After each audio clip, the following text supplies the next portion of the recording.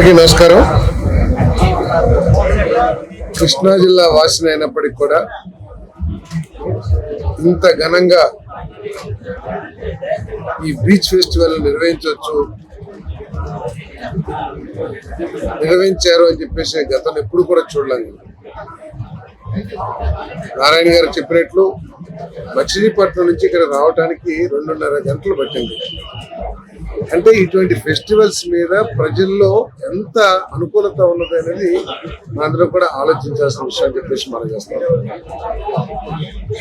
5 రోజుల ఫెస్టివల్ కే ఇన్ని లక్షల మంది ఇక్కడికి వస్తే మనం ఇక్కడ ఒక పర్మనెంట్ ఇన్ఫ్రాస్ట్రక్చర్, టూరిజం ఇన్ఫ్రాస్ట్రక్చర్ ఏర్పాటు చేస్తే ఏ విధంగా రాష్ట్రంలో అన్ని ప్రాంతాల నుంచి కూడా ఇక్కడికి వచ్చి వాళ్ళు కొంత సేద తీయడానికి కానివ్వండి, వీకెండ్స్ కానివ్వండి, మనందరికీ తెలిసిందే ప్రస్తుత జీవితాలన్నీ కూడా ఫాస్ట్ యుగంలో మెకానికల్ గా మారిపోయి ఎప్పుడు కూడా 24 అవర్స్ కూడా ఏదో స్ట్రెస్ లో ఉంటున్న విషయం అందరూ కూడా చూస్తాం. మరి అటువంటి పరిస్థితుల్లో ఇటువంటి టూరిజం ని డెవలప్ చేస్తే వీకెండ్స్ కానివ్వండి, లేకపోతే నెలకు ఒకసారి కానివ్వండి, సేద తీరటానికి, కుటుంబంతో హాయిగా గడపడానికి అవకాశాలు ఉంటాయని చెప్పేసి భావిస్తాం.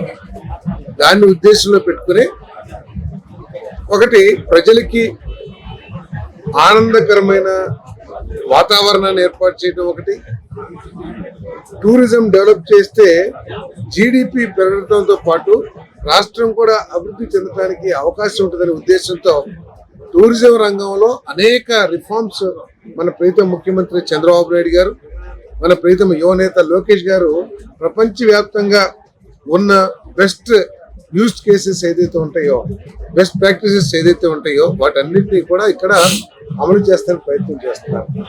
దాంట్లో భాగంగానే 50,000 రూమ్స్ ని స్టార్ హోటల్స్ కానివ్వండి, లేకపోతే మిడ్ లెవెల్ కానివ్వండి, రూమ్స్ ఏర్పాటు చేసి ఈ టూరిజం కి ఒక ఇండస్ట్రియల్ స్టేటస్ ఇచ్చి, ఏదో టూరిజం అంటే సపరేట్ గా చేయకుండా ఒక ఇండస్ట్రియల్ స్టేటస్ ఇచ్చి వాటికి ఇన్సెంటివ్స్ అన్ని కూడా చేసి మరి టూరిజం అభివృద్ధి చేస్తానికి ప్రయత్నం చేస్తున్నారు. మరి నా సోదరుడు సహచరుడు కొల్లు రవీంద్ర గారు చేసిన ప్రయత్నం చాలా గొప్ప ప్రయత్నం అని చెప్పేసి నేను మనం చేస్తాను.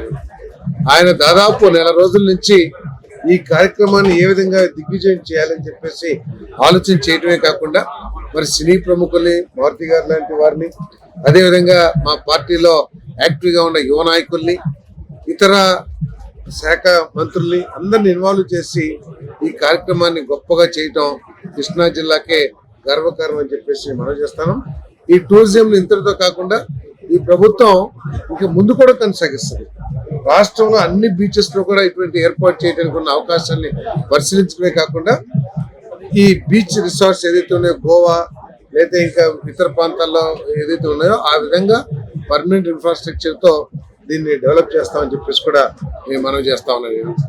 మరి ఒక పక్క ప్రభుత్వం ఈ రాష్ట్రాన్ని ఏ విధంగా ముందుకు తీసుకెళ్లాలని ఆలోచనతో అహర్నిశలు ముఖ్యమంత్రి గారు కష్టపడతా ఉంటే ప్రతిపక్షం ఈ అమరావతి లేకపోతే ఆంధ్రప్రదేశ్ బ్రాండ్ ని డిస్ట్రాయ్ చేయడానికి, విధ్వంసం చేయడానికి కృషి చేస్తున్న విషయాన్ని మనందరం కూడా గుర్తించాలని చెప్పేసి మనం చేస్తాను. ప్రజలు కూడా దీని మీద ఒకసారి ఆలోచించాల్సిన అవసరం ఉందని చెప్పేసి కూడా మనం చేస్తాను. ఈ రోజు మా ప్రీతమ యువనేత లోకేష్ గారు స్త్రీ శక్తిని ఒక పాలసీ తీసుకొచ్చి 6 పాలసీలు ఏదైతే ప్రపోజ్ చేశారో దాంట్లో ఒక ముఖ్యమైన పాలసీ స్త్రీ శక్తి. స్త్రీకి ఏ విధంగా గౌరవం కల్పించాలి, మగవాళ్లతో సమానంగా అవకాశాలు ఏ విధంగా కల్పించాలి, అన్ని రంగాల్లో కూడా వారిని ఏ విధంగా ముందుకు తీసుకురాలి, పారిశ్రామిక రంగం కానివ్వండి, లేకపోతే ఏ రంగం తీసుకున్నా కూడా రాజకీయ రంగం కానివ్వండి, అన్నింటిలో కూడా వాళ్ళకి సమాన అవకాశాలు ఇచ్చి ప్రోత్సహించాలని చెప్పేసి ప్రయత్నం చేయటం, వారిని వ్యాపారవేత్తలుగా తీర్చిదిద్ది ఆర్థికంగా వాళ్ళ కాళ్ళ మీద వాళ్ళు నిలబెట్టి చేయాలని ఒక పక్క ప్రయత్నం చేస్తా ఉంటే ప్రతిపక్షం మహిళల్ని కించపరిచే విధంగా మాట్లాడటం అనేది నిజంగా వారిని ఏ విధంగా శిక్షించినా కూడా తక్కువని చెప్పేసి నేను భావిస్తా ఉన్నా. నేను